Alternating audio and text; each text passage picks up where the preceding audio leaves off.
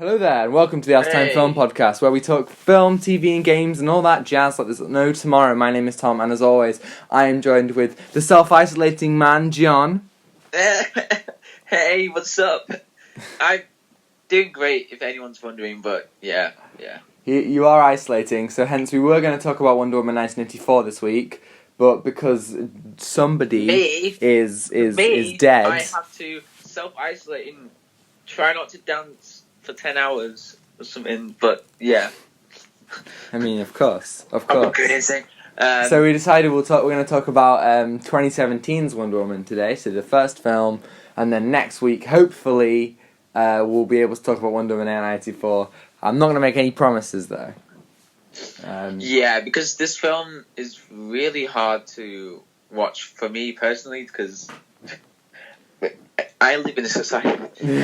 So it'll either be if John can't see it at the cinema, and we can't get it on any kind of UK streaming service, we might have to push back the episode on it again. But that's fine. That's fine. But when I'm out of self-isolation, I'm going on a massive journey to which cinema to see Wonder Woman 1984. Yeah. Yeah, and I can't wait to experience it. I'm going to be seeing it today, as of when we are recording this. Where? Where are you going? I am going to Macclesfield. Macclesfield, yeah. Some people in the UK might know where that is. Other people will just think that I just said a very random word. In the USA, they're like, what the heck? That's nowhere near me. This is Macclesfield. We're British. We eat crumpets and drink tea at the same time. We do. We have fish and chips. That's how you think stereotypical British. It's like, definitely. In it, stupid. Definitely. Before we get started, I do want to say, literally this morning we hit 1,000 views on our that is episode 16 of the pod. I think 16. What are we on? Yeah, no, episode 15. So our Mulan 2020 episode is now at 1,074 views, which is really cool. Thank you very much. Thank you, everyone. We appreciate it, because we didn't know this podcast would just explode all suddenly. Like, we got we're very consistently hitting like a 30 view kind of mark, and now we went up, so that is really cool. And thank you very much. If it hits like some certain mark, we'll celebrate it with something. I don't know. We'll watch Mulan again. I don't know, like we could do like a live, not like a live stream, but live streaming of just watching a film. Yeah, we might consider doing a commentary. Yeah, doing like a commentary, and then when the film is playing along, we would just watch it and go, oh, yeah, that's just talking about the film maybe, or just laugh about its dialogue. Definitely. I don't know, but if you want us to do something else, just comment down or email us. Give us some ideas. So if we bring it straight into the news, we have more Spider-Man 3 news. Like, as always, we have some Spider-Man 3 news. Spider-Man 3. The film that is definitely not whipping off Flashpoint. No. Yeah, it's doing Flashpoint, it's doing Spider-Verse, it's doing everything. It's doing a concern. Yes, it's very indeed. And we are starting this week with a bit of casting news. Oh boy, casting news. So this time, wow. This time, we have the reports that Mr. Willem Dafoe and Mr. Thomas Hayden Church will both be returning for Spider-Man 3,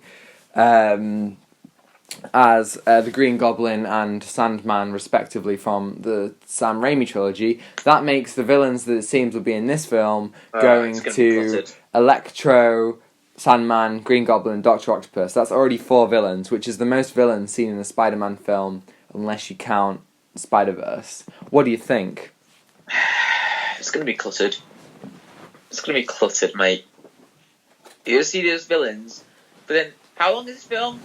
2 hours, maybe? Yeah, maybe 3 hours if you like push these it. Villains, and then okay, let's look at the way what Spider-Verse did it. Yeah, they just got these villains for a brief period of time, like some returning characters, like from comics, and they weren't like a massive impact to the like a film. I don't know. No. You know what I mean? Yeah, I know what you mean.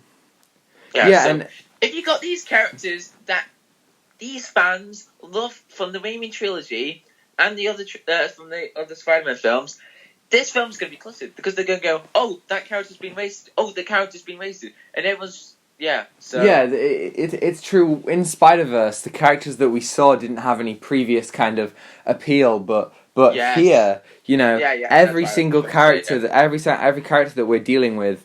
Every villain, and they've all got previous fans, and an expectation comes with that, which is quite worrying. Yeah, very worrying because there's going to be everyone's like favorite Spider-Man, and there's going to be in this film, then Spider-Verse film, and they're going to bring back like other characters like from Spider-Man worlds, maybe in this. Oh, it's going to be cluttered, really. It's going to be definitely going to be an experience. It will be a very confusing experience. Not confusing than Fast and Furious 2, where the car somehow got onto the boat, but then. Once again, folks, 17 weeks into this podcast, and we still don't know how the car got onto the boat. If you may never know. Or with the clip alongside it, just do tell us, because that is impossible how the car got on the boat, because we watched the Fast and Furious films, like how the car just went through buildings, that is possible because you got enough speed, but then you got this car that lands on a boat, which is absolutely random, like that is ridiculous, but yes. So, it doesn't make any sense. Okay, so we have some Snyder Cut news. Snyder Cut. We ain't gonna wait for Snyder Cut. Sorry, speaking of waiting for the Snyder Cut, we're getting it in March, according to Zack Snyder. March. Who commented on. The thing is that we don't know when we're gonna get HBO Max. Yeah, so for us in this country, we are kind of screwed on that front. But Zack Snyder did confirm on a comment on Vero, where he said something along the lines of, "Oh, I hope that I will do it justice, and you'll see in March." So it seems like it'll be coming out in March. Hopefully, we'll get it over here in the UK. If not, I guess we will just have to cry. We all should cry, but of course, yeah, maybe Zack is gonna release it on Blu-ray or on DVD. Maybe just go, hey. Thank you for being fans, so I'm going to give it on DVD and Blu-ray in March, but that won't be possible.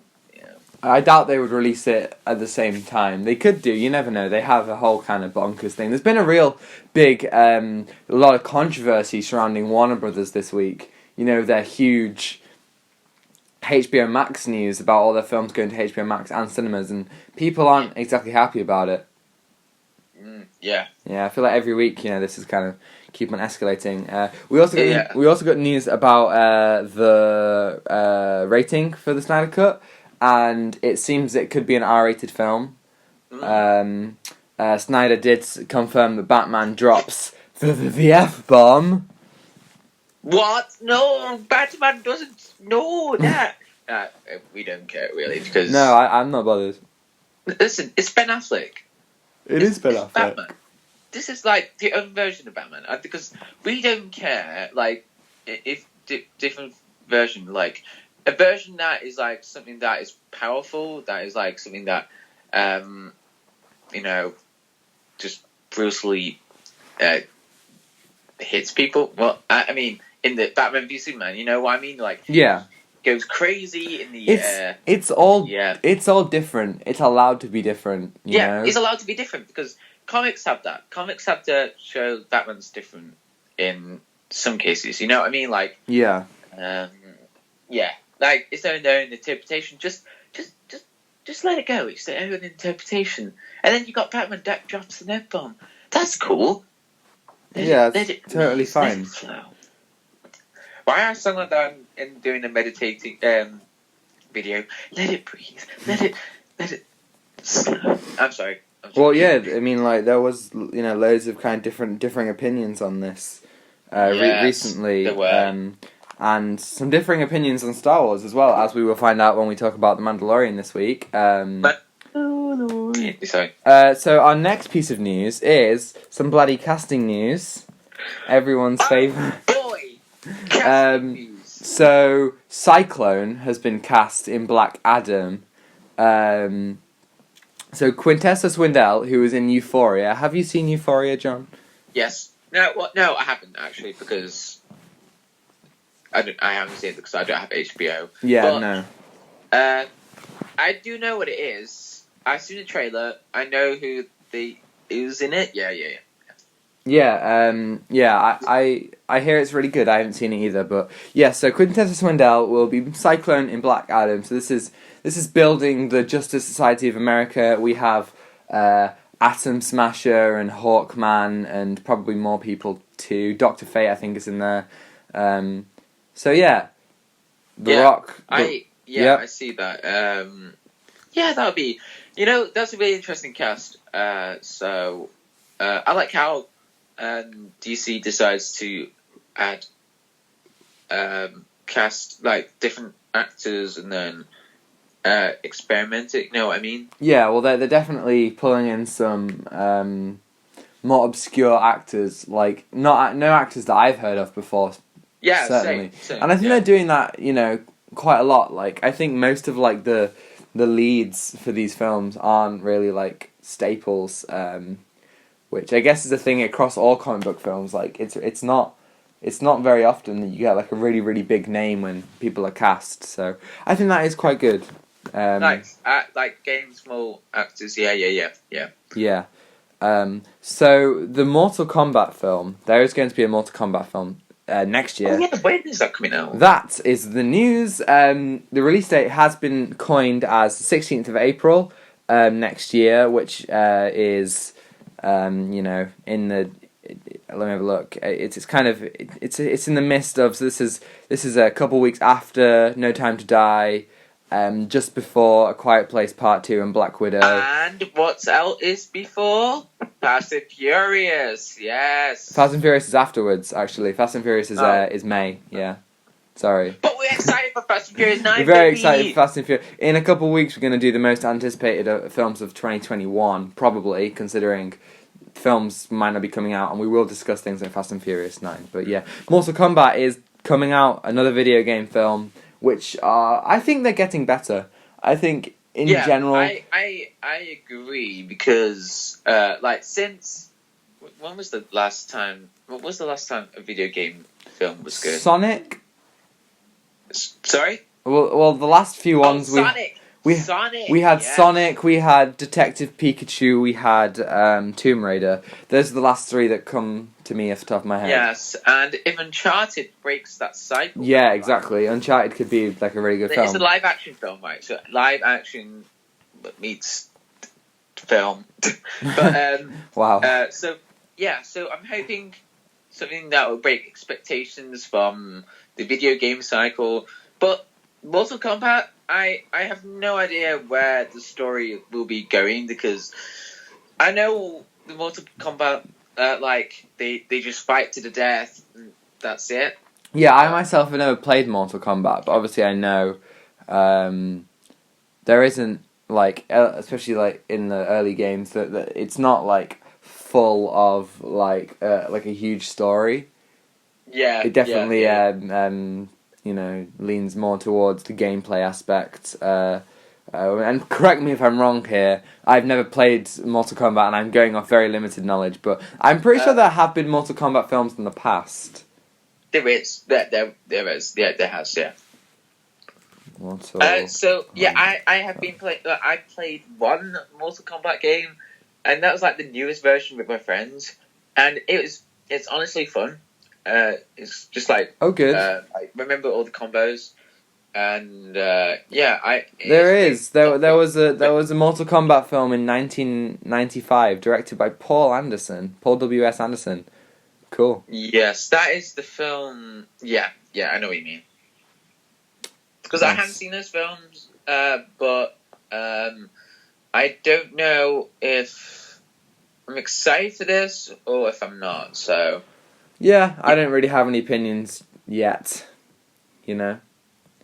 Yeah. I guess we'll have to wait and see. Speaking of video game films, we've also got news, some more bloody casting news for you. Oh boy, casting we are getting news. a Dungeons and Dragons film. So this isn't even a video game. This is just a board game, I guess, if you know, or a role playing game, however you want to kind of characterize it. And Chris Pine, from Wonder Woman and Star Trek, has been cast in Dungeons and Dragons. Dungeons and Dragons. Great. Yes. So, Chris Pine in a Dungeons and Dragons film. Okay. First of all, that's interesting. But secondly, it's Dungeons and Dragons. Maybe it will be like Jumanji. Maybe, I'm not sure. Yeah, I mean, you know what I mean? Yeah. Like, these other characters control Chris Pine's character, like rolling the dice, where taking where he goes, and in the end, he was like, "Yay!" Yeah, well, especially in the latest Jumanji, it could kind of people could get trapped inside the game. Yeah, something similar. Yeah, like what happened in Jumanji 2. Exactly. Okay. Also, we have some Spider-Verse 2 news. This is kind of a small one, but I think this is really cool. Daniel Pemberton, the composer of Spider-Verse, confirmed that he's going to return to score Spider-Verse 2. I think this is awesome. I thought that his score for Spider-Verse was absolutely incredible, and especially paired with the soundtrack of licensed music. You put them both together, they were brilliant.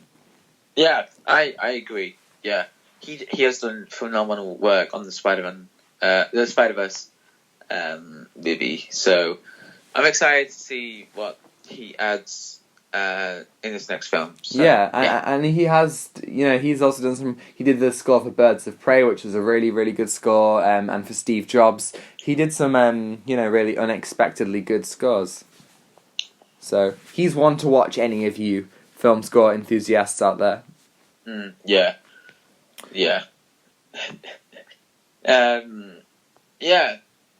Is that it? That is the news, yes. So now we will be moving on to so if anyone discovers about the news, comment down and do you think that we missed a piece of news like in the last few weeks or something that we can discuss about in our news segment? Yeah. Woo! Let's talk Mandalorian, Chapter 16. So this is the season finale of Season 2, entitled The Rescue. We're just going to get, as always, we're going to go straight into it. Full spoilers, all that jazz. Spoiler zone. Get out of here. We're in the spoiler zone. See the film, get out of here. We don't want you here, you bloody non-spoiler people. Yeah, you non-spoilers, just get out of here, you rascals. Okay, done. So, welcome to the Mandalorian spoiler zone for Chapter 16. Is it Chapter 16? It is Chapter 16. Chapter 16! The Rescue. Now, let's discuss. I just want to say, right off the bat, what a season it has been. Wow. I might say Season 2 is better than Season 1. I think I agree. It's gone all out. It really has. Yeah, it has. It's gone throughout, going in the lore, going through everything that... It's expanded and built upon the Star Wars universe in a way that it has... it's brought over characters from the TV shows and the books and stuff like that. However, it has always kept its emotional core and built on the themes of Season 1. As we spoke about last episode especially, they build on things from Season 1 in such an interesting way.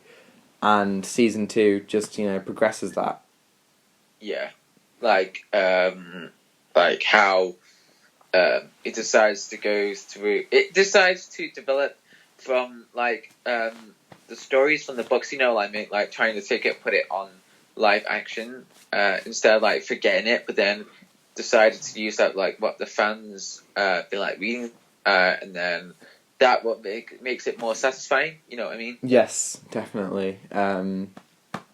So we started this episode with the crew chasing an Imperial Lambada shuttle in the Slave One, and they go in, and with the help of Dr. Pershing, they steal the shuttle and make their way into the light cruiser. Yeah. They do well at characterizing the Imperial officers in this season, and they did really well on the the Imperial. Yeah. So what you said. in many chapters we've seen like Imperial officers, being very loyal to the Empire, and it builds off just the sleaze of them in the original trilogy. You do get that with the two Imperial pilots in the shuttle. Like, one of them is very willing to cooperate, and the other one is willing to die and kill everyone else for the Empire. Yeah, that's like what see the different sides of different characters in the Empire. Yeah. Yeah. Definitely. So then, so the guy, the Imperial cruiser pilot was about to shoot Dr. Pershing, but then he's somehow saved by someone. Yeah, he kind of taunts Cara Dune about Alderaan and how, they blew up the Death Star with, like, millions of people on it. Oh, yeah. And, and she ends up killing him. So... But why did I see a blue lightsaber, like, in Mando's head? Hey, a blue lightsaber? Yeah, I didn't know why, but I saw it, though. What, like in the reflection of his visor? Yeah. I have no idea. Maybe it was a blaster bolt? I don't remember seeing that. Really? I definitely... I don't know, but... Maybe Dr. Pershing had a lightsaber this whole time. Oh, but... yeah, that's weird, because in Mando's reflection, you see, like, a blue lightsaber. Huh. That is odd. I don't know what that was. No. I have no idea, but I thought, oh, is this some character alongside with them or something else? But no, it wasn't anyone else. But yeah, that was weird. Apparently not. But anyway, so that they go to this other planet, and we get Bo-Katan, who comes back to help them get into the thing so she can get the Darksaber, which I thought that was really cool, how, like, it's not just a one-off episode that's setting up something else. Like, she's still here, she's still got a role in the plot. Yeah. And that comes back in good ways. So they manage to get onto Moff Gideon's cruiser, and they fight their way through, and Din goes his separate way. And I just want to say, there's this whole sequence where he fights a Dark Trooper. He manages to close the door on most of them, but there's one Dark Trooper who gets through and starts to fight him. Yeah. They made the Dark Troopers so perfectly menacing. Yeah, it's terrifying. Like how the composer Ludwig Göransson, he decides to build up differently, because like some you know what I mean? Yeah. Like something that builds up attention of the Dark Trooper. It honestly gave me some dubstep vibes. Yeah, dubstep. That is exactly what, for those of you who've never heard dubstep before, that is exactly what it sounds like. Yeah, like you're going doobie doobie doo, and then you're like, I don't know. Wow. I'm not a professional dubstep player. Really, I thought you were, honestly. So yeah, they like that Dark Trooper. It properly gives Din like a beating. I thought it was gonna squish his helmet when it was punching his helmet. Like he was just punching him like against the wall, and then it his helmet stayed intact. Like, his helmet was just going through everything. Yeah, I'm surprised he didn't break his nose, at least. Because the power of the Beskar armor. We salute we salute the Beskar. So yeah, he manages to get through them, and he meets Moff Gideon in the cell with Grogu, and I thought that, you know, as always, Giancarlo Esposito was so good in his performance. Like, he tells, like, he says, like, oh, I've already got what I need, so you can take him. And immediately he, like, tries to kill him, but it doesn't work. And I'm thinking to myself, you know, did you think that he actually was going to let him go? No. Right, okay, because I thought he was. No, because as he, was going to get Grogu, I was like, it's a trap! It's a trap! It's a trap! Yeah, I thought that he was actually, like, showing some sort of, like, moral compass. Obviously not, but I did think that, you know, he actually might just be like, yeah, take him. Hey, take him, don't worry. Yeah. But no. It was a trap, ladies and gents. It's a trap! It's a trap! You sounded like Akbar's... You sound like Akbar's younger brother. Hey, it's a trap, it's me, Gerald Akbar. Hey. So yeah, Din and Moff Gideon end up fighting. They're fighting, they go... It was a cool little fight. Yeah, I thought the fight was really cool. He was using the Beskar spear. Yeah, it was. I loved how you could see the Beskar heating up against the lightsaber.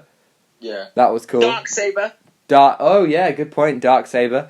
You could see the Beskar heating up against it, and I thought that was a really sweet little, expansion of what was established in chapter 13. Yeah. Wait, yeah, 13. Going to not Tython, to the planet where Ahsoka was on. Oh yeah, what's it called? Never mind. It's the forest planet. I can't remember. The forest planet, yes, the forest planet. I can't remember what it's called. Where there are squirrels and there's birds. Yes. Big squirrels. But big squirrels. I thought it was really interesting when Din goes back to the bridge and takes Moff Gideon in custody. Bo-Katan, you know, is actually like really like surprised. You know, she's like not surprised, but she's going through some like emotional torment because she knows that she's gonna have to fight Din to get the Darksaber for herself. You know. And this is a thing that was, you know, just kind of like established in Star Wars Rebels and in Star Wars The Clone Wars. You know, it is kind of like a ritual combat, kind of similar to Black Panther, I guess. Yeah. Where, you know, they have to like challenge each other, and apparently Din yielding won't be enough. But I think the biggest part of the episode was when the Darksabers come back. Dark Troopers come back. To get, and they are about to punch through the walls when a single X-wing comes in. And we all knew who I knew who it was immediately. It's bloody... And we predicted it. We did, yes. I always thought that, you know, it wasn't going to be Ezra, it wasn't going to be Cal Kestis. The only person it could be was Luke Skywalker, and who Grogu called, and oh man, what a scene where he comes in and you know, makes a right old work of all the Dark Troopers who didn't really had a difficulty dealing with. Just like any other day, just going. A lot of people have pointed out the similarities between Luke and Vader, like Vader's like hallway sequence in Rogue One. Yeah, that's a good comparison right there. Yeah, it was great to see him doing some like cutting up, and it's good that it was droids and not humans, because I would have been out of Luke's character just to mode through a load of humans like that. Yeah, I like that. I agree. So yeah, what did you think of when Luke was revealed? You got this kind of deep fake CGI. What did you think of it? I thought it was good. I mean, I thought it wasn't too terrible. I mean, I thought it was just good to, see that Mark Hamill, like what it looks like. But yeah, I was like, wait, is this good or terrible? Because you can't tell because you just think, oh, it's this weird like uncanny valley thing where it's like it looks good. It just feels a bit odd, Yeah, I know what you mean because deepfake works wonders like today, but it does. Yeah, I don't know. I'm just like, wait, yeah, is that supposed to be Mark Hamill? But I loved it. I thought it was good. Not too amazing, but something to see what like Luke Skywalker looked like. Yeah, I agree. It was. Would you have preferred this? Because obviously a lot of people thought that someone like Sebastian Stan, who looks a lot like Mark Hamill, would have been good in this role. Do you think you would have preferred him to recast or do a CGI thing like they did in this episode? Oh, sorry, what was it again? Would you have preferred them to recast or do the CGI?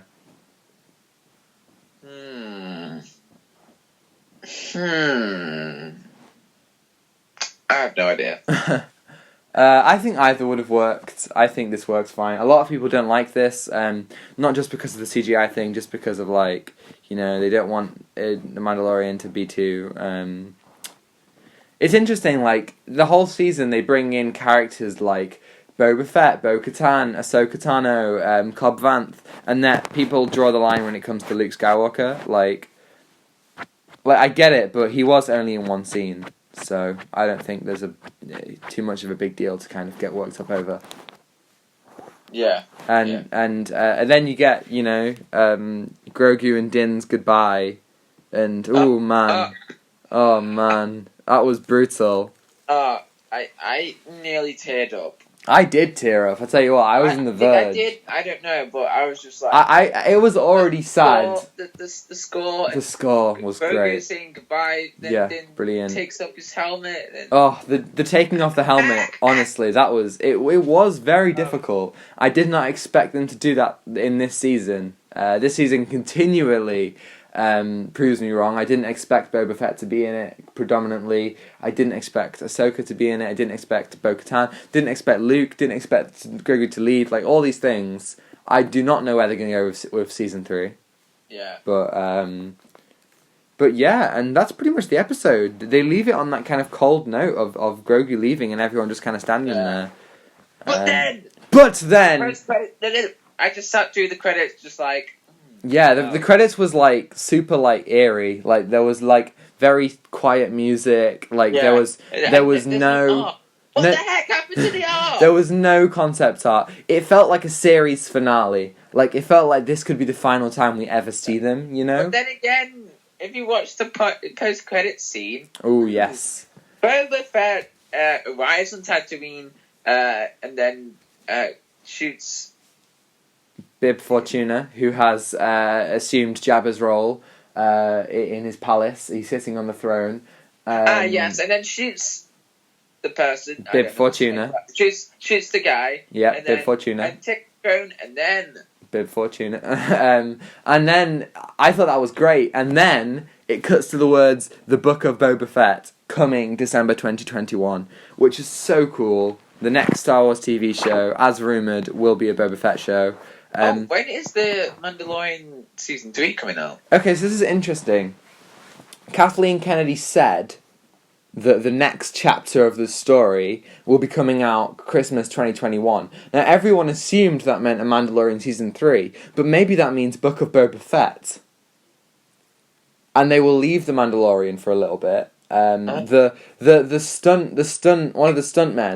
So the Mandalorian is played by 3 people: Pedro Pascal, and then 2 stunt people who specialize in different areas. And one of them did confirm that he will be appearing in other shows. So maybe we will get to see more of his story in the Book of Boba Fett. Maybe he'll go back to being a bounty hunter. Like, there are different things they can do, but I don't think, because unless they do like Mandalorian season 3 in like September, I don't think that they will do Mandalorian season 3 straight away.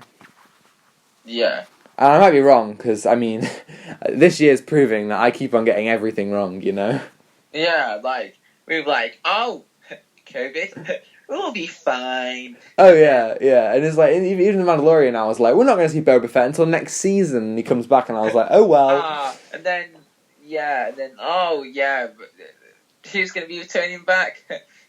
Luke? Ezra?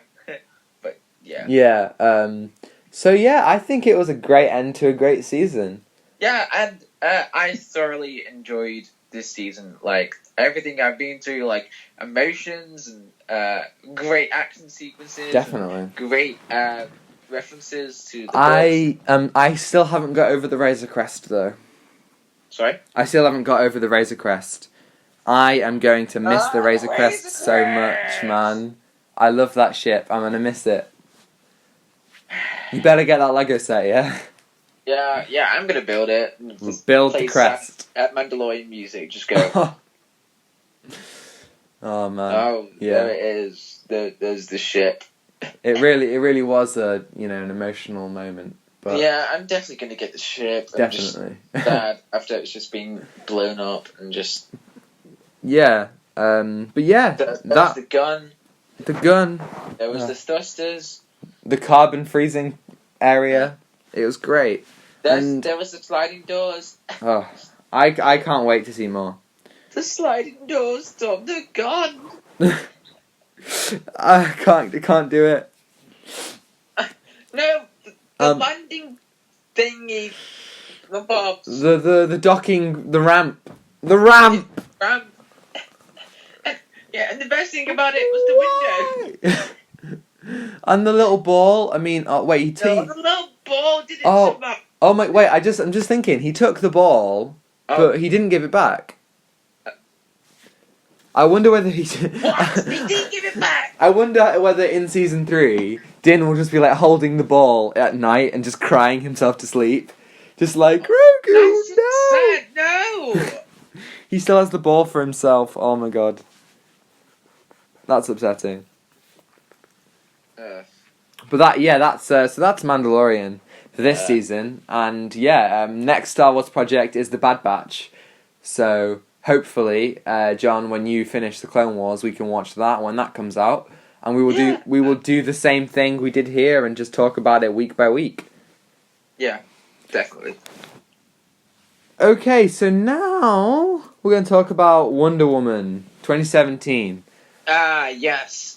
3 years ago, jeez. That was 3 years ago. What year were you in? What year was I in? Year 9. Oh, I was in year 8. Jeez. Wow. Wow. That's a long time ago. That is... Wow, yeah. Jesus. Well, I mean, first of all, like, if you think about the context of this film... Wonder Woman had her TV show, which was like a big hit back in the day. She was in Batman v Superman, but DC was very... Not that it's become now, like, as big as Marvel, but DC was very criticised, People thought Man of Steel was fine. People, very, very divided on Batman v Superman and Suicide Squad. So, Wonder Woman was a bit of a trend breaker, It was actually, like, a universally loved comic book film from DC, and not only that, but this was the first like universally liked female superhero film. Like, actually, and the best thing about DC is that they've done a female solo film before Marvel. Yes, that was such a cool like breath of fresh air, and the fact that it was Wonder Woman was perfect. Like Wonder Woman. I mean, like how they decided to take a character that everybody loved, like from the TV show, and add it to a film. Yeah. Thanks to Zack Snyder for casting Gal Gadot. Yeah, stroke of genius there. And I think Patty Jenkins took that and really she ran with it. She flew with it. I thought she did that so well. And it isn't, like, DC had already made Supergirl and Catwoman, and Marvel had made Elektra. Like, the odds were really stacked against Patty Jenkins, and while I don't think this film did everything right, I think it is a real solid film. It is, truly is, yeah. I think, as you said, Gal Gadot is wonderful as Wonder Woman, pun intended, and I think she embodies, all the hope and lightness that the character needs, especially in this World War I setting, which I think... Yeah, definitely, yeah. I think this film handles the war really well. I think it's difficult to kind of balance a comic book kind of setting in such a period, period comic book films can be great, like Watchmen and like X-Men First Class and X-Men Days of Future Past, but then I feel like some period films kind of waste the time. Like I feel like Captain Marvel and X-Men Apocalypse and kind of Captain America: The First Avenger, which I feel like it does some good things, some bad things, but comic book films can waste their period setting, and I don't think Wonder Woman did that. Yeah, she didn't. Yeah, I think it is a really cool. It's a perfect time for Diana to leave the Themyscira in World War One, like thinking that the world's going to be this wonderful place, and then coming out and realizing, it's not. The world's going to be a wonderful place. No.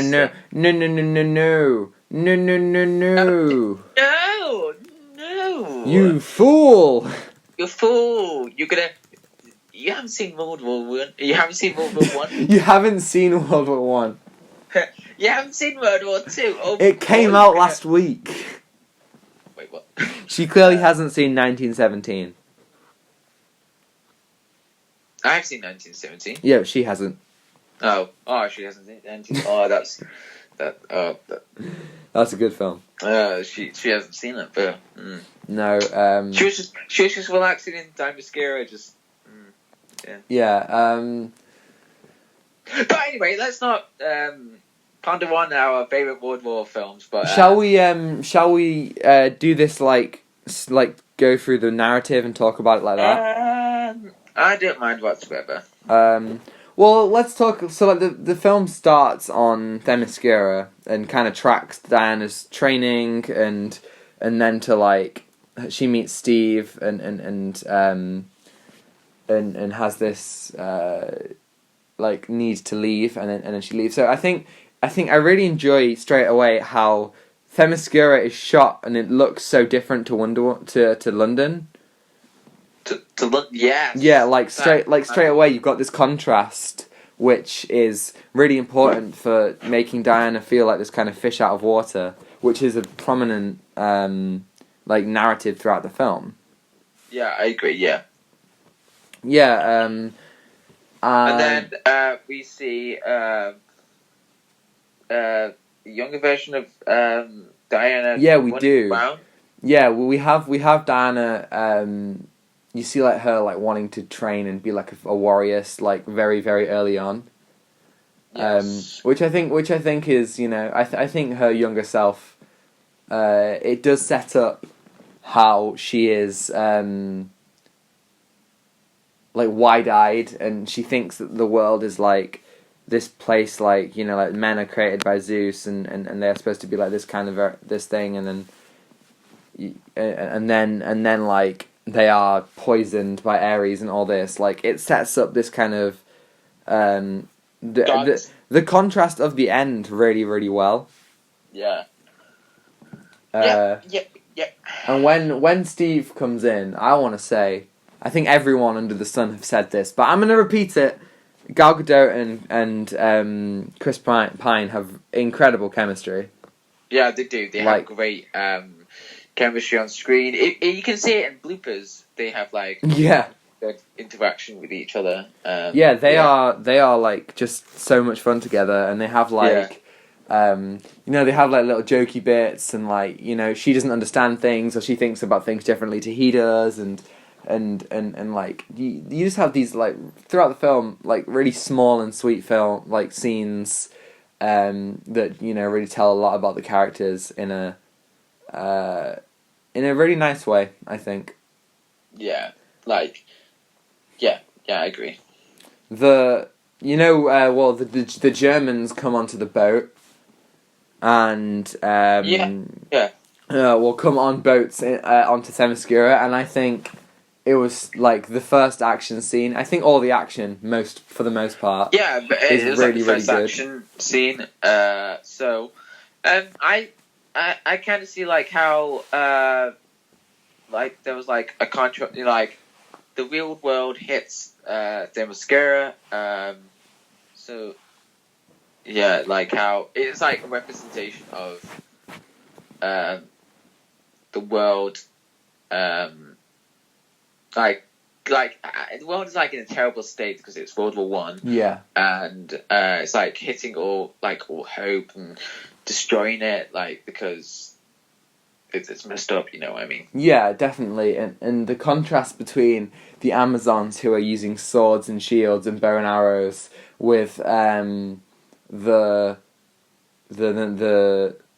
Germans who are using I almost called them Nazis, but that's the wrong war. And they're using one time era. They're using guns, and it. I think it is perfect how, like from the very first shot that somebody fires and it shoots down an Amazon, and it is this kind of impactful moment, like oh god, this isn't going to go well for them, and it doesn't really. Like they managed to deal with the Germans, but it doesn't really go well for them, Yeah.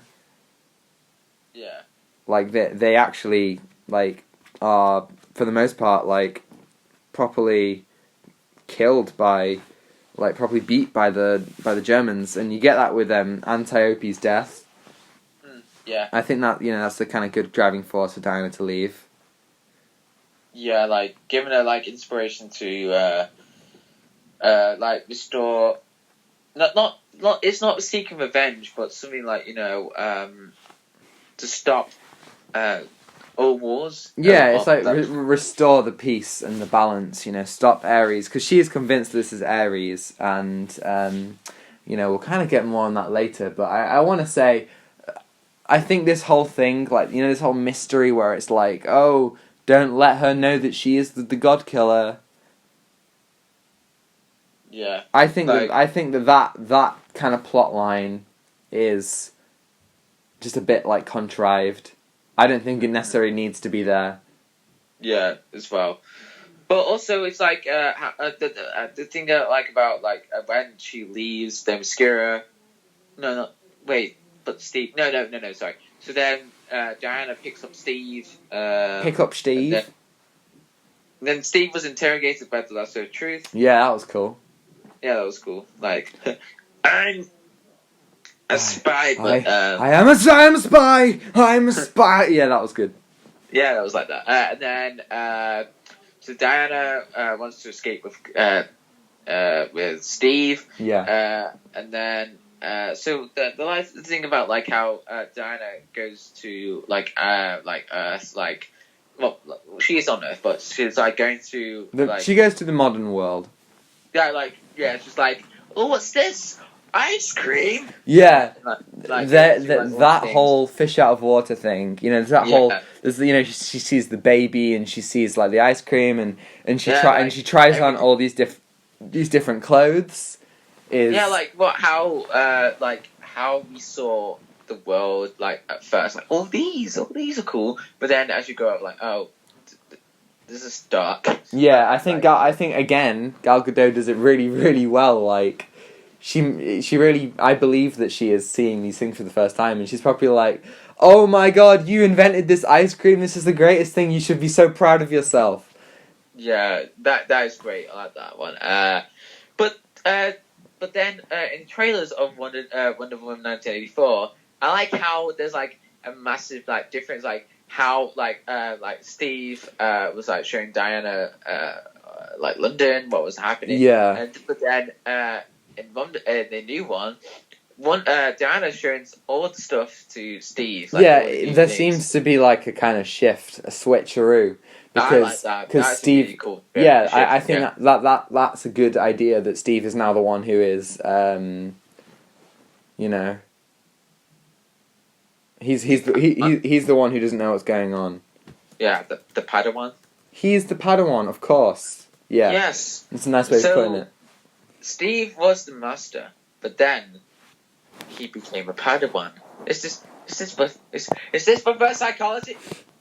It's like episode 4. When I left you, I was but the learner. Now I am the master.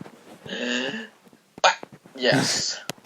You're the master. Listen here, you little shit. I'm so sorry. Yeah.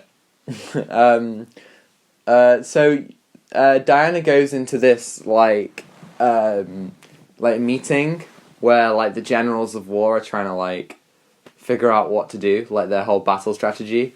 And I think it's interesting how she's like, bitch, where I come from, generals, they fight on the front lines. They don't hide away in their little, corners of the world, you know what I mean? Yeah. I think that is a really good idea. And then that's where you meet David Thewlis's character. Sir Patrick is his name? I don't know. Sir Patrick. Spoiler alert, this is Ares, this is the villain. The villain that was the Inspectacles. He was, yeah, and he's also Lupin in Prisoner of Azkaban and other Harry Potter films. I think he is I think the performance is fine, but I think that he is definitely the weakest part of the film. I think it's a twist. Yeah. It's a twist that negates the better twist of the film, I think, and is, especially towards the end, he just is a bit of a flat character. We'll talk about that when we get to it, but yeah. So then you have, I guess, the kind of scene where they go and find their little crew. Like, Captain America has his Howling Commandos, and Wonder Woman has her little crew. And you got Samir, Charlie, and the Chief, and I actually think that it's really it is a breath of fresh air to have all these characters feel like fully formed characters. They all have their own little like personality quirks, their own like their own skills, and their own like character arcs. Charlie has PTSD, Samir wants to be an actor, the Chief feels like, he wants to help people, and that people, that his people themselves have been trampled over. So I thought that was a really cool, it was nice. Like, loads of people, compare this film to the first Avenger, and I do think that this film does so many better things, and especially the fact that I disagree about like people's criticizing comparing to First Avenger, because First Avenger is about like the first Avenger, like it's a whole different film. It's a whole different purpose. Showing off like it's supposed to be like the creation of Captain America, what's he doing and how he became this, but if you look at Wonder Woman, this is a totally different film. I agree. It's about a superwoman who is going through she's not used to like the norm now, like our world, and going through, and this is gods. There's gods like Ares. Yeah. And then like how she's experienced this world, and she used to on David Skimmer. So yeah, I agree, but I do think that. If you were to compare them, one thing this film does really well, and it's just a thing across the whole comic book genre that they don't always get right, is, all of her friends feel like fully formed characters. All the side characters, feel like, I actually enjoy seeing them on screen, unlike other comic book films where the side characters are actively pretty annoying. Yeah. Yeah, so they have there are really good scenes of Diana experiencing the war. She travels to the front line. She travels to the boats, and she sees all the wounded soldiers coming home, and she's thinking to herself, "This is all Ares," and she sees Charlie having a nightmare. His whole PTSD, and and she sees like people struggling whilst they're trying to get through the trenches, and I think this scene where she walks out onto the trench is one of the best scenes in any comic book film. Yeah, I agree. Like how like the music builds up and then she just walks through no man's land, like it's like going through a wall, basically. Yeah, it's perfectly done, and it would have been so easy for the writers. There is a bit where Steve says to her, Diana, listen, this is no man's land. This means that no man can cross this. And the screenwriter could have so easily said, I am no man, I am a woman, and done something really like, kind of contrived, kind of like a Lord of the Rings thing. And I love Lord of the Rings, but, like... Shall not pass. Yeah, it's like, and Eowyn is like, no man can kill me, and Eowyn says, I'm no man. It's stuff like that. But Diana just says no, but I'm going to do it because, people need my help. And it's a bloody good scene. Like, she takes on the full force of the German army single-handedly, and then everyone kind of realises what she's doing, and they rally to her, and... It's not Hans Zimmer doing this score. It is Hans Zimmer doing the score for Wonder Woman 84, and I can't wait to hear it. But it's so cool hearing the Wonder Woman theme from Batman v Superman being used when she is beating up all of these Germans. And, you've got the brilliant... Like, that was so cool. Yeah, it's just like takes me back to, like, Batman v Superman, where, unexpectedly, like how Wonder Woman just came into the scene. Yes. Like, Bruce, Batman, not Bruce. Bruce Wayne. Bruce Wayne's Batman. What? No, What? No. What? No, you're not supposed to know this. What? Where's the Man in Black? Pen. Alright, look into this. Okay. What is that? Like a little... Anyway, so yeah, Batman. So go on. Keep it Batman. Oh, yeah. So Batman, so he gets... Not Bruce Wayne. Wait, Batman's Bruce Wayne. Wait, what? Wait, what? Wait, what? Wait, what? What are you saying? What are you saying? Are you threatening me? Nah. No. Okay, go on. So she saves Batman. That's a joke, bro. So Batman. Bruce Wayne is Batman. Go on. Oh my god! So Batman gets saved by Wonder Woman, and that theme kicks in. I had chills in the theater. I was like, "Holy crap!" Wait! I can get this up. I was like, just like amazed how this film was good. Like in the cinema, I was having a great experience watching Batman v Superman. It was like a comic book film that I never actually experienced before. You know what I mean? Yes, I get you. I mean, I was younger, but then 2016 meme was different because I enjoyed this film a lot. Then when the reviews came in, I was like, "What?" Yeah, definitely. I for so long I said, I don't like Batman v Superman because that was the cool thing to do, and not the cool thing, but the popular thing. It seemed like, and then I kind of discovered things about like the Snyder Cut and people really do like these films, and I kind of think actually I do like these films, and especially watching the Ultimate Cut, I was like, yeah, I think there's lots to love in here, and I get people who don't like it, but that's not me, and I think it's great. Also, I'm not gonna play the full theme, but Wonder Woman, yes, yay, woo, okay. Woo. It's a great scene right there. Yeah. And they follow that scene up with more they have a dance at night, and they thank all the people of the town, or the town thanks them, and they have that really nice they take the photo, and Diana and Steve are dancing, and they have a little bit of a fun night, let's just say. Yeah.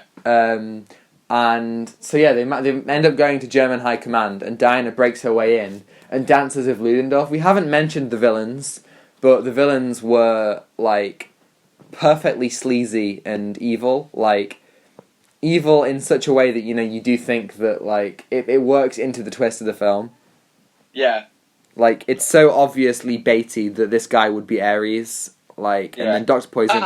Yes, I'm definitely working for the British administration and not Ares. Yes. Yeah, and then on the other side of that, you've got the German guy who's like, I'm so evil, I'm going to kill these people with gas and give them a gas mask, even though they don't need the gas mask. Ooh. Yeah. And so they have like a, she could get to kill him, but Steve stops her. And then they end up gassing and bombing the town. And she has this really realization where she's like, oh my god, you humans are all the same. You're being controlled by Ares, I have to stop this. And you're being controlled by Ares, you stupid people. And everyone's like, you what? stupid, and like, who, Ares? Are you, who? Okay. I think yes, it's Ares. Oh, okay. Okay, World Ares. peace achieved. I think the best part of this film is in this scene where she goes to fight Ludendorff, who she thinks is Ares, and she ends up killing him, and nothing changes. And she's like, and Steve's like, oh, come on, we gotta stop the plane. And she's like, I don't understand what's happening. Why isn't this working? And Steve's like, listen, I don't know. Maybe people are just bad. Maybe we're not being controlled by someone. And I think that is a great, that's a great message to go off. And I really, really think it works.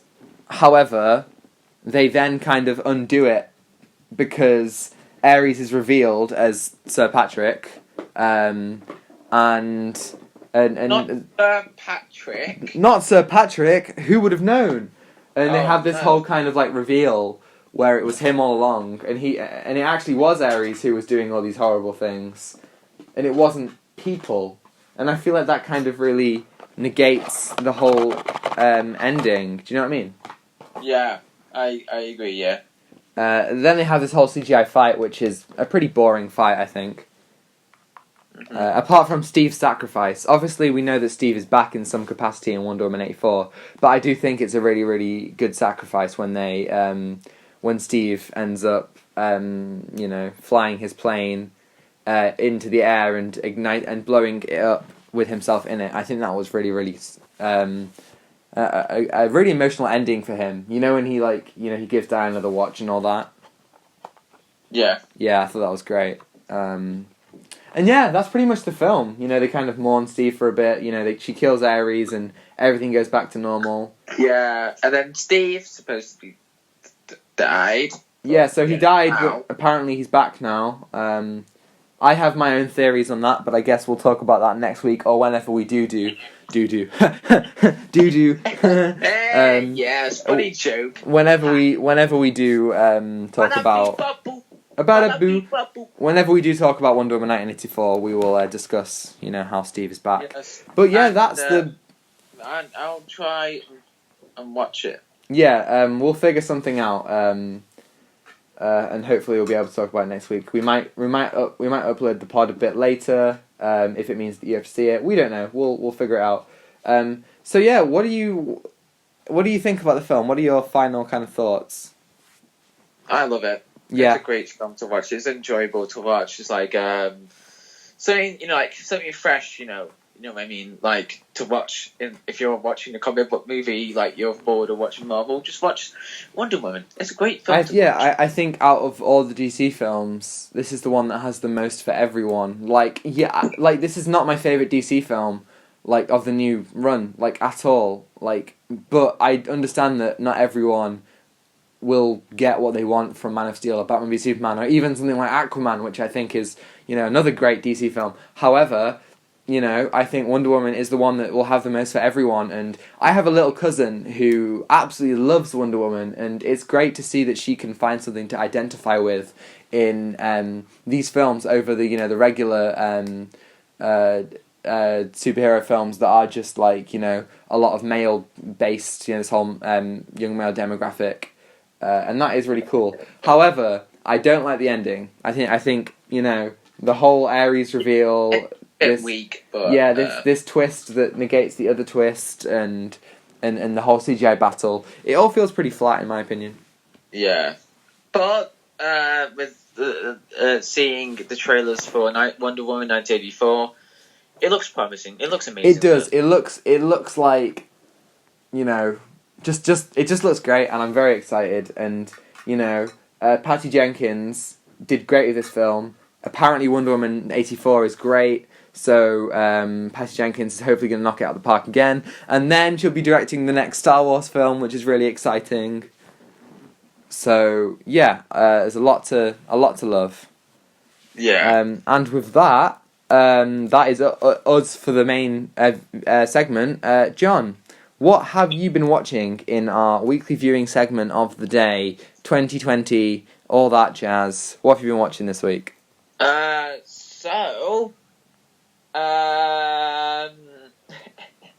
just trying to remember what I watched, to be honest. So, Did I tell you that I finished watching We Need to Talk About Kevin last week? No, you didn't. Oh, so... I haven't fully discussed we talked about Kevin. So... We did. Right, so We Need to Talk About Kevin. Where to begin? So, it's a really good film. It is. You've seen it as well, haven't you? I have, yeah. I love it. If you've seen Ezra Miller's other works, he is great. But in this one, he works as like a messed up character. He did that phenomenally well, and give props to him as well. That's great. And then I like the story. The story's great. Like how something that teaches Kevin to another, which leads to chaos and huge consequences. And it's like the editing and the narration is like similar to like Pulp Fiction. You know, like it's all out of order, but then once it's out of order, you get all the right emotion. I mean, like something that builds up the tension. You know, I mean, like something that makes up the story. Right, you like know what happened. Finally, you put the pieces all together. Yeah, the thing that this film, you know, that it does really well is, you know, the more you think about it, or even like upon your second viewing, you know, there is so much there. Detail, yeah. So there is like a lot of detail to, you know, really kind of sink your teeth into. Yeah, and it's a messed up film, but if you're wanting to watch something to make you happy or something, this is not a film I recommend. It's a very dark film. Yeah. Definitely. So I give this a film maybe a 10. Okay. Yeah. I think a 9 is a strong one there. Maybe, I don't know. Yeah, there's not much to kind of critique about it, really. Yeah, I mean, it's just a film. To be honest, there's nothing emotional on it. Like, I mean, the cinematography is good. I mean, but then again, I love the soundtrack. I mean, like the songs, like the peaceful songs. But I mean, there's nothing to critique about it. No, yeah, I agree. It's a very flawless film. It's great acting from John C. Reilly. I forgot her name. Tilda Swinton. Yeah, Tilda Swinton. And yeah, they work together. Yeah. Well in this film. Do you think this makes you want to read the book?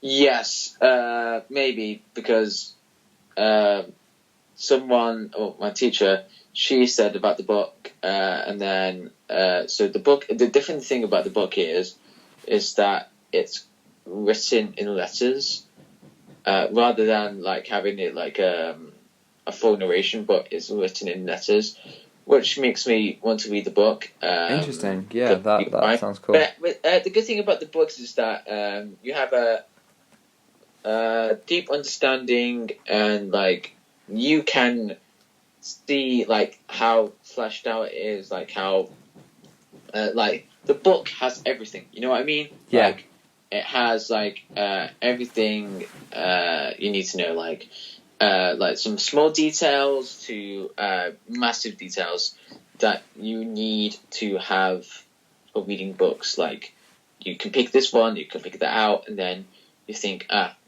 So that's why this happened, or you have a full understanding. Yeah, you know what I mean? Yeah, I do. Yes, I do, my friend. Yes, indeed. We have great minds alike. Yeah. So, Tom. Yes. Watching. What have I been watching? Well, last week I spoke about I was reading Batman: The Prelude to Nightfall. Yeah. So yeah, another thing that I read, but carry on. I did finish the Prelude, and I'm on to Nightfall Volume 1. And I thought the Prelude was really good at setting the scene. So it gives you some of Bane's origin story. It sets up that Batman is very, very, very tired. And then it shows some of Azrael's training. And it climaxes with the breakout of Arkham, which leads into Nightfall Volume 1. And I enjoyed it. I just think it did the same thing over and over again. Like, it would repeatedly do, like, a 2-3 issue story where Batman would face a villain, he'd struggle to face the villain, he would beat them, but he's really tired, and he is, like, really struggling and pushing everyone away. And they would do that about, like, 5 times, and by the end it's like, yeah, I really, really get it. And I like it, but, you know, I did just want to kind of get to the Bane stuff. And even at the beginning of Nightfall Volume 1, again, I want to get to the Bane stuff. It's a lot of, you know, Batman facing other villains, trying to figure out who Bane is, and maybe it's just because I know a lot about Bane. I'm not as intrigued by the mystery. But yeah, I do really like it, and so far I would recommend it, but, you know, I think, you know, the Prelude does kind of take a long time to do what it does. Yeah, I get what you mean about, like it's like repetitive, Mm-hmm. but I think what the volume 1, I think it's just trying to set up with the idea of, like, all 3 volumes or mini volumes of the whole Nightfall thing. Mm-hmm. Like, Batman's tired, he can't keep up with this, but I haven't got the other volumes yet, but I'm really intrigued of how he has this broken back. Yeah.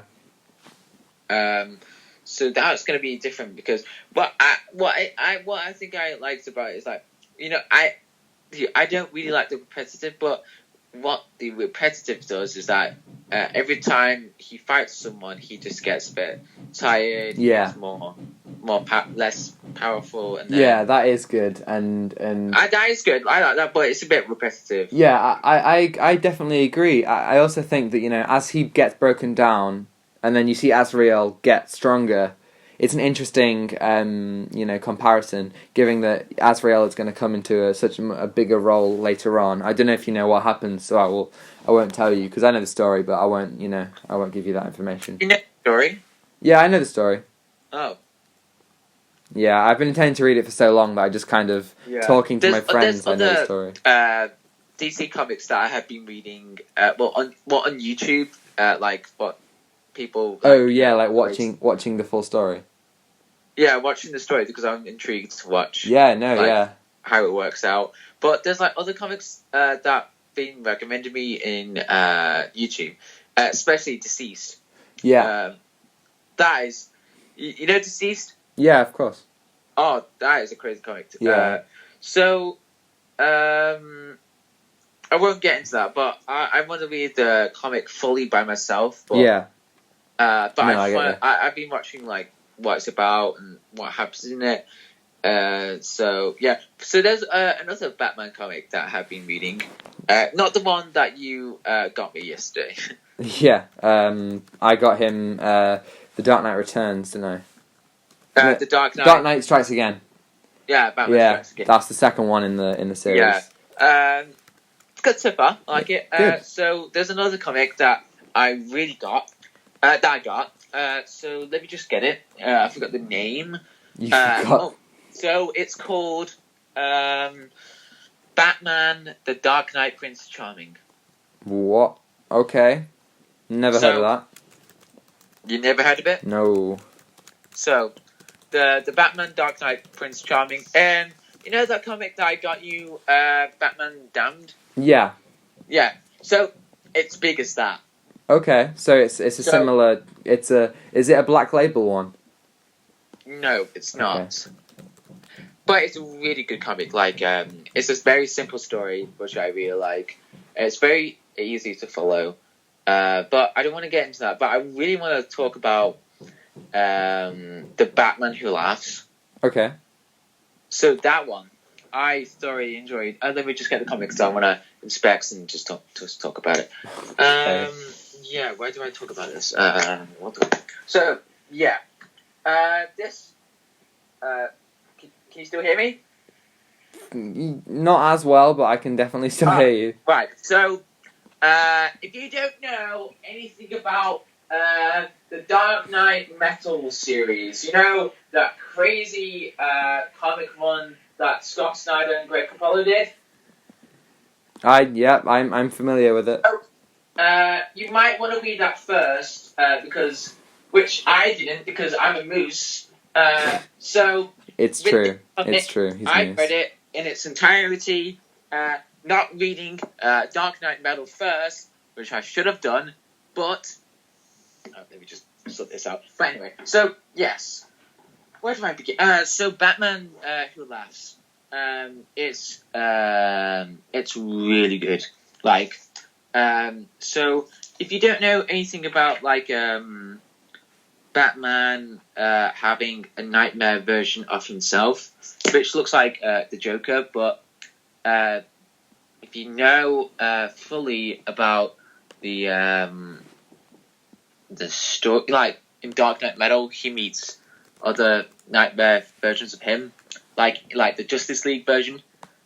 So with this one, it's like himself against a nightmare version of himself, and it's really good how Scott Snyder did it. Like he turns Batman slowly into the Batman Who Laughs, but then tries to fight against it. Like the forces of the forces of evil trying to go against Batman. Like, in his own mind, you know what I mean? Like, Doctor Who, you know, like that, the Cybermen thing, you know, like, he was trying to fight against in the game of chess. But this is more different. This is really, really different. And he goes mad, so I like it. Cool. And, what other things? No, that's it for my comic book reading. But I'm excited to read, what's it called? Dark Knight. Batman Nightfall stories. Yes. Yeah. Yes. Yes. Right. That's from me for my weekly viewing segment.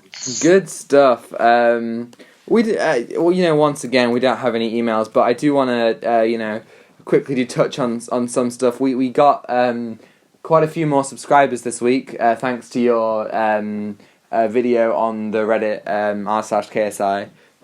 So welcome everyone who has subscribed. Thanks. If you want more content, we said just subscribe. But if you really like this, as we say every week, and we do reiterate, if you want anything you want to say, questions, comments, any of that jazz, email it to us, and we will answer. About movies, music. We will. Throw us a DM on Twitter or on Instagram. That will also. Anything that you want to talk about? Yeah. People from r/KSI. Thanks. Yes, welcome. Welcome to this bloody place of strangeness. Without that's us for the week. Without further ado, that is us. I just want to say, next week we will aim to do Wonder Woman 1984. I'm seeing it tonight. It depends on whether John can see it. If not, we will do Pixar's Soul, which is coming out on Disney Plus on this Friday, the 25th, being Christmas Day. Yes, that's coming out on Disney Plus. So we'll talk about that on next week. If you can't watch Wonder Woman 1984, but hopefully you can. And other than that, have a happy holidays, everyone. Happy Christmas, happy Hanukkah, happy everything you're celebrating. You guys deserve it because you've been listening to our podcast. Yes. We've been working hard on our podcast, but we've just been talking anyway. Well, I've been working hard. No. Yeah, you have been. Let's get there. Can I just say, can we just give props to my co-hosts Tom and Zane for working on this podcast? But yes, big thank you to. I don't give it 100%, that 110% in, but as I am philosophical John, as always talking, but I just want to thank you to Tom for editing and giving us time for this podcast. Stop it! No, you deserve it because you've been working harder than me. Oh shit! I'm gonna cry. Zane has done some incredible. He is responsible for our banner, for our thumbnail, for our. I was the creator of this picture. Design, like how we could use it. Yeah. But then he's done the rest of the work. Yeah, we came up with the kind of the pitch, like this is what we're thinking, and he did it in a really, really, really interesting and cool way. So yeah, thanks, Zane. And thank you all of you guys. What else? And thank you for watching because our second previous 15th episode. Sorry, 15. So 15. So episode 15 is like the most watched since the highest of views, which is insane. Yeah, I'm still figuring everything out in terms of YouTube, but according to the subscriber counter, it has gained us between $1 and $5. I don't even know how that works, but well done us, I guess. Wow, we got $5. Between 1 and 5, so yeah, who knows? If anyone knows actually how to, figure that out, please let me know on Twitter or email or however. So this has been a crazy year. It's been the most unexpected year of my life, and everyone else as well. So next week will be the final one of the year. So we will go in depth on all of that philosophical year stuff. Like discovering what happened to us in quarantine. What did we become? What did we become? And we're going to talk about the films that we watched. So on our episode coming out on the 3rd of January, we're going to be talking the best of 2020 films. So we'll each give some suggestions for our favourite films of the year. Discuss them a bit. There hasn't been a whole lot as of right now. I've watched 36 new films this year, which isn't. Last year I watched 54, so not nearly as much as last year. So many films this year.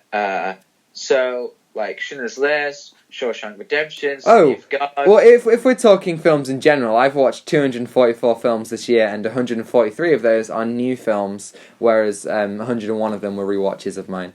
But yeah, we'll get into that at a later date. But just for now, if you like what you see here, you want to see more, give us a like, subscribe. If you want to stick around for weekly podcasts, and if you want to contact us, we are at outstimefilmpod@gmail.com. On Twitter and Instagram, we are outstimefilmpod. I am Tom Bugman at Twitter. I am Comedy John 42 on Twitter.